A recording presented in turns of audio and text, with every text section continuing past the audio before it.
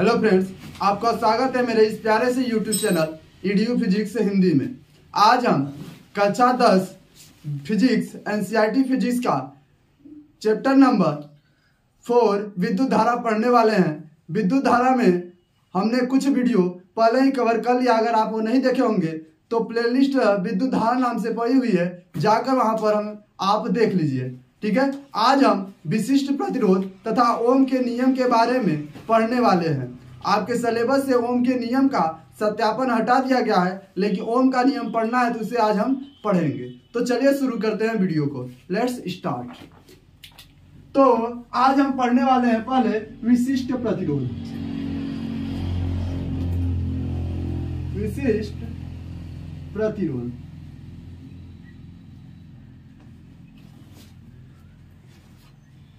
दोस्तों, आपको पहले हम क्लियर कर दें कि यह विशिष्ट प्रतिरोध जो है अलग टाइप का कोई प्रतिरोध नहीं है। प्रतिरोध जो होता है वो एक ही होता है, जो पिछले वीडियो में हमने बताया था कि किसी धारा प्रवाह के मार्ग में लगाया गया जो अवरोध होता है, यानी धारा प्रवाह की तीव्रता को रोकने का जो कार्य करता है, उसे हम विशिष्ट प्रतिरोध करते हैं। उसके जो कारक हैं जिसके कारण से विद्युत धारा का प्रतिरोध यानी कि प्रतिरोध निर्भर करता है, उसी से मिला करके एक विशिष्ट प्रतिरोध बनाया जाता है। तो इसका हम परिभाषा कुछ इस प्रकार से लिखते हैं। तो पहले आप समझ लेते हैं कि परिभाषा लिखेंगे कैसे। तो हम आपको पिछली वीडियो में बताए थे कि जो आपका विद्युत प्रतिरोध होता है कुछ कारकों पर निर्भर करता है। जैसे में लंबाई बताए थे, क्षेत्रफल बताए थे, ताप बताए थे। ठीक है, तो जो लंबाई होता है, लंबाई को एल से प्रदर्शित करते हैं, और जो क्षेत्रफल होता है क्षेत्रफल को ए से प्रदर्शित करते हैं। इन दोनों के कारण जो प्रतिरोध का सूत्र बनता है उसे ही विशिष्ट प्रतिरोध करते हैं। हम क्या बताए थे कि जो किसी चालक तार की लंबाई होती है प्रतिरोध के अनुक्रमानुपाती होती है, यानी आर अनुक्रमानुपाती यल। हम आपको बताए थे कि चालक तार का प्रतिरोध जो होता है उसके क्षेत्रफल के अनुप्रस्थ काट के व्युत्क्रमानुपाती होता है, यानी 1/a। तो जब इन दोनों को हम आपस में मिलाएंगे, इधर भी आर है इधर भी आर है, तो एक आ जाएगा। अब बराबर आ जाएगा, सॉरी बराबर अभी नहीं लगाते हैं, यहाँ पर एक अनुक्रमानुपाती लगा देते हैं। देखिए यल जो है अंश बन रहा है और ये जो है हर बन रहा है, यानी नॉमिनेटर और डिनोमिनेटर को आपस में एक ही साथ मर्ज कर देंगे तो यल बाई ए बनता है, और यहीं से आपका विशिष्ट प्रतिरोध बनता है। ठीक है, तो चलिए इसे हम समझते हैं। तो क्या होता है विशिष्ट प्रतिरोध। तो लिखते हैं किसी चालक तार का किसी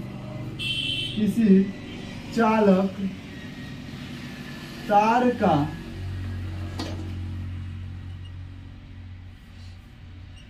विशिष्ट प्रतिरोध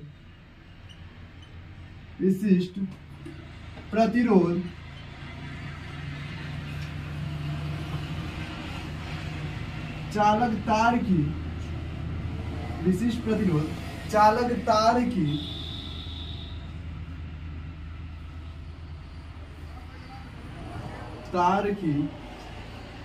लंबाई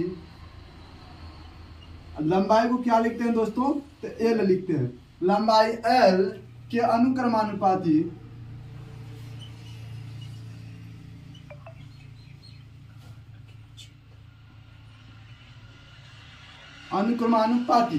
ठीक है, जो इसका काम था हमने लिख दिया। अब बचा क्षेत्रफल अनुक्रमानुपाती। ठीक है, कॉमा देकर लिखेंगे तथा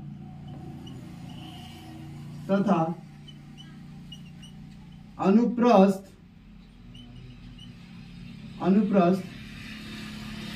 काट के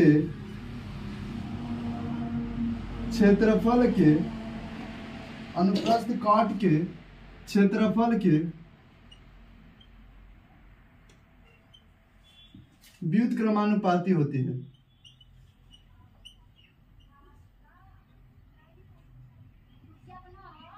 पाती होती है। ठीक है, आई बात समझ में। तो क्या होता है, किसी चालक तार यानी यल के अनुक्रमानुपाती और आर के यानी एरिया के व्युत्क्रमानुपाती आर होता है। तो यहाँ पर देखिए क्या होता है, अब आगे हम समझते हैं। तो यहाँ से जो सूत्र बना था हमारा आर अनुक्रमानुपाती यल बाई ए, इसके नीचे हम लिख देंगे। तो लिखेंगे कैसे,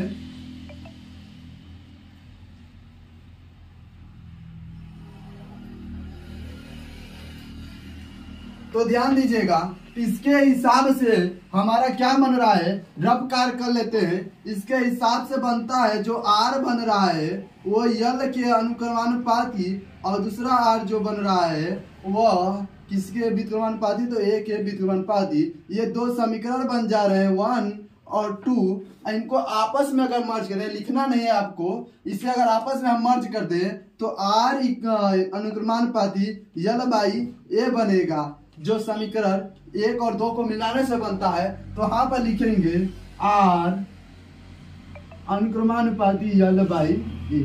ठीक है, आई बात समझ में। अब देखिए क्या करते हैं, आपको जब भी ये चिन्ह मिल जाए इसे हम अनुक्रमानुपाती चिन्ह कहते हैं। तो फिजिक्स में आपको जब भी ये चिन्ह मिलेगा उसे हटा करके बाद में वहां पर बराबर लाया जाएगा। जैसे यहाँ पर अनुक्रमानुपाती है, इसे जब हम हटाएंगे तो आर बराबर आएगा और यल बाई ए था, यल बाई ए तो रहेगा ही। लेकिन जब भी ये चिन्ह हटता है अपने साथ एक नियतांक लेकर आता है। क्या करता है, जब इस चिन्ह को हम हटाएंगे तो अपने साथ एक नियतांक लेकर आएगा, उसे हम क्या कहते हैं, रो कहते हैं। यहाँ पर रो कहेंगे, हर जगह पर वह नियतांक अलग अलग होगा।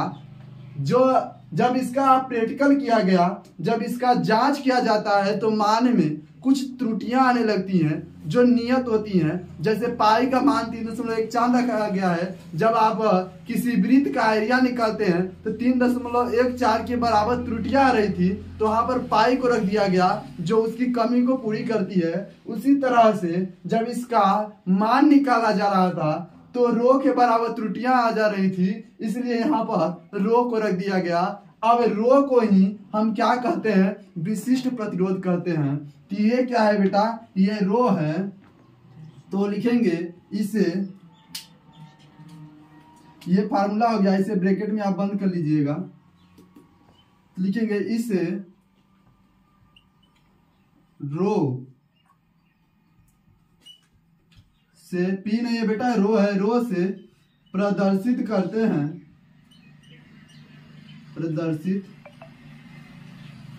करते हैं।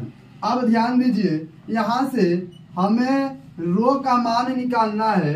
तो रो का जब मान निकालना है तो यल और ए को इधर भेजना पड़ेगा, यानी कि आर ए हो जाएगा आर ए।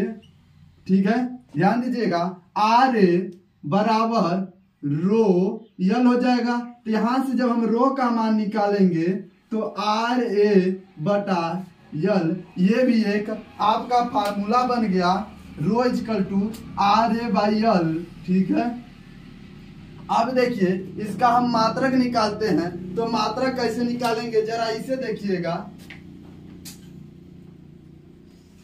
बहुत ही डिटेल वीडियो है, आप इसे समझ लेंगे तो विशिष्ट प्रतिरोध में कभी आपको समस्या नहीं होगी।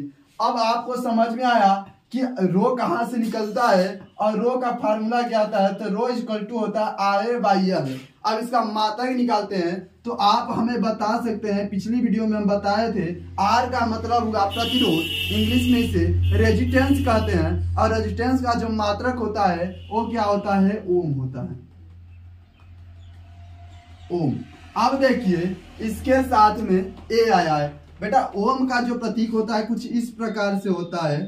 ठीक है, अब ये जो होता है ए मीन्स एरिया, इसे कहते हैं क्षेत्रफल। और जब आप क्षेत्रफल का मात्रक लिखना होता है तो मीटर स्क्वायर, क्या होता है, मीटर स्क्वायर। लेकिन साथ में बटे में यल है तो यल का मात्रक भी होता है मीटर। जब मीटर से 1 मीटर को काटेंगे तो ओम मीटर होगा।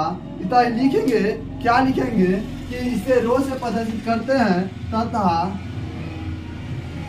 इसका मात्रक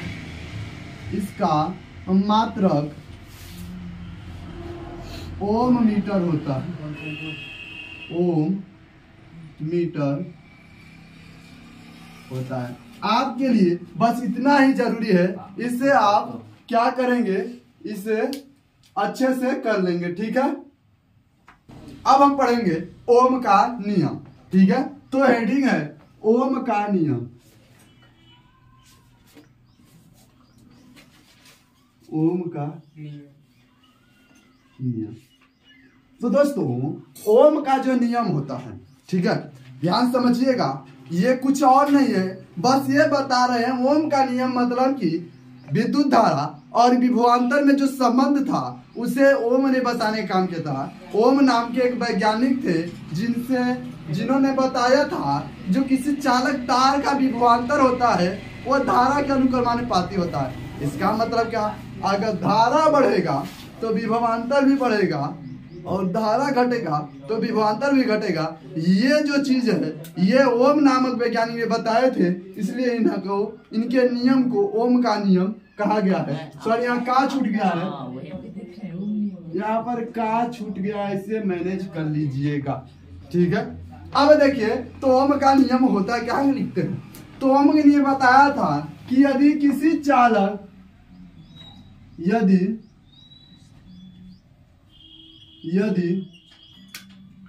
किसी चालक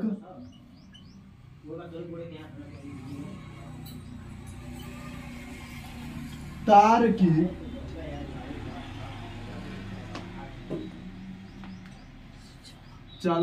की ताप, दाब तथा अन्य भौतिक अवस्थाएं जैसे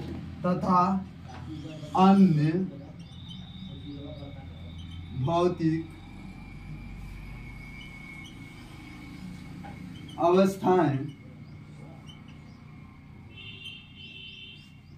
अवस्थाएं जैसे लंबाई, क्षेत्रफल। लंबाई, क्षेत्रफल नियत हो तो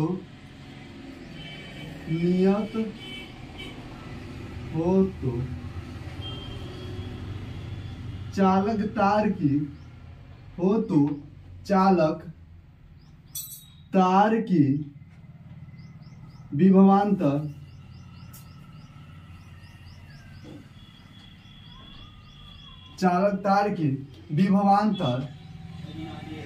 धारा के अनुक्रमानुपाती होता है। धारा के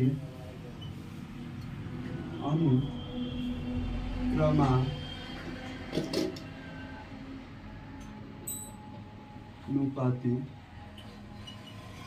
होता है।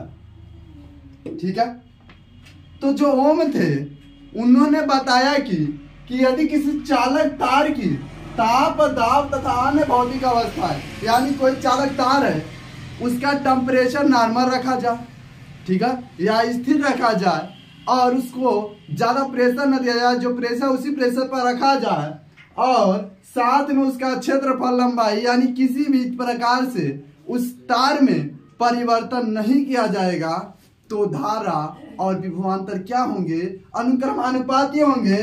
यानी इनके कहने का मतलब हुआ कि यदि कोई परिवर्तन नहीं किया जा रहा है तो जो भी होगा आई के अनुक्रमानुपाती होगा, अर्थात भी अनुक्रमानुपाती आई।